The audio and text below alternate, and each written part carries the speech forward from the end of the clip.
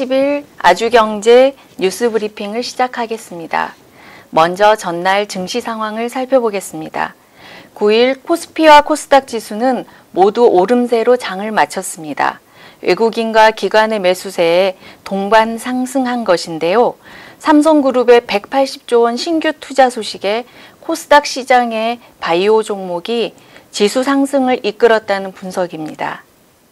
다음은 오늘자 아주경제 주요 뉴스입니다. 먼저 정부가 8대 선도 사업에 바이오 산업을 집중적으로 키우겠다고 밝혔습니다.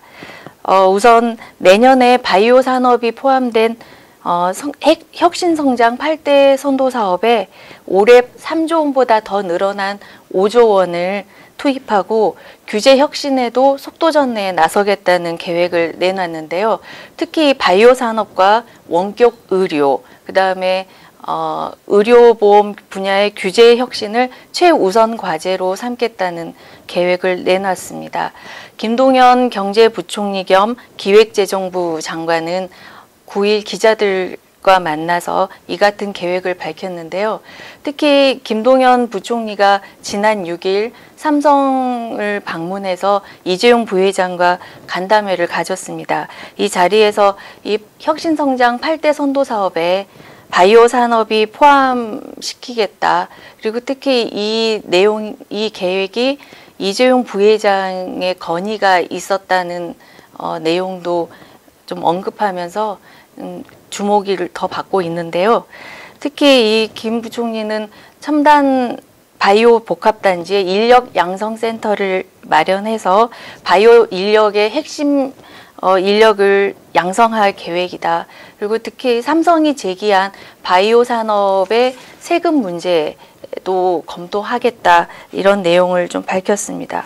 특히 또 김 부총리는 내년도 정부 예산안과 관련돼서 지출 규모를 더 늘리겠다. 특히 혁신성장과 고용 창출, 사회 안전망 구축, 토목 등 SOC 분야에 더 지출을 늘리면서 462조 플러스 알파 이렇게 거대한 슈퍼 예산을 추진하겠다는 뜻을 밝혔는데요. 특히 더불어민주당도 지금 내년도 예산과 관련돼서 예산안 증액 규모를 10% 이상 늘리겠다라고 밝혀서 일단 슈퍼 예산에 대한 실현 가능성이 좀 커지고 있습니다. 지금 그 문재인 대통령이 엊그제 인터넷 전문은행 관련돼서 은산분리 규제 완화에 대해 얘기를 했습니다. 그러면서 굉장히 그 인터넷 전문은행을 진행하고 있는 카카오뱅크 같은 이런 업계에서는 굉장히 좀 환영의 입장을 나타내고 있는데요. 일단 여민수 카카오 공동대표가 그제 9일 기자들과 만나서 은산분리 규제가 완화될 경우, 이게 확정될 경우에 인터넷 전문은행, 특히 지금 카카오뱅크에 대한 최대 지분을 확보해서 최대 주주가 되겠다라는 그런 기대를 나타낸 바 있습니다. 지금 카카오뱅크의 지분을 10% 보유해서 2대 주주인데요. 지금 1대 주주는 한국금융지주입니다. 58% 지분을 갖고 있습니다. 만약에 은산분리 규제 완화가 확정이 된다라면 카카오 지분이 15% 이상 확대될 수 있는 어떤 계기를 마련하게 됩니다. 그렇게 되면 한국금융지주의 지분을 매수할 수 있는 콜 옵션을 갖게 되는데요. 이러한 옵션을 적극적으로 진행하겠다, 추진하겠다 이런 입장을 밝혀서 주목되고 있습니다.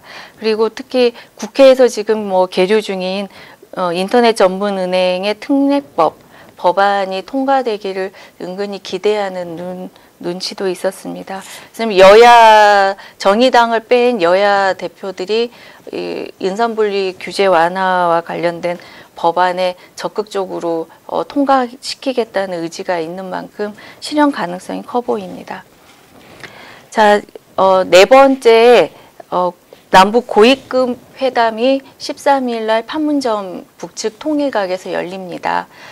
북측이 우선 9일 이 고위급 회담을 제안한 전통문을 보내왔는데요.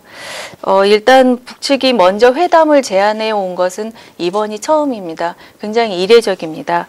일단 이렇게 전통문을 보내와서 남북 고위급 회담을 제안해 온 것은 일단 6월 12일 싱가포르에서 열린 북미 정상회담 이후에 교착 상태에 빠진 비핵화, 그다음 평화체제 협상의 돌파구, 교착 상태에 빠진 이 협상의 돌파구를 마련하기 위해서라는 분석이 지배적입니다.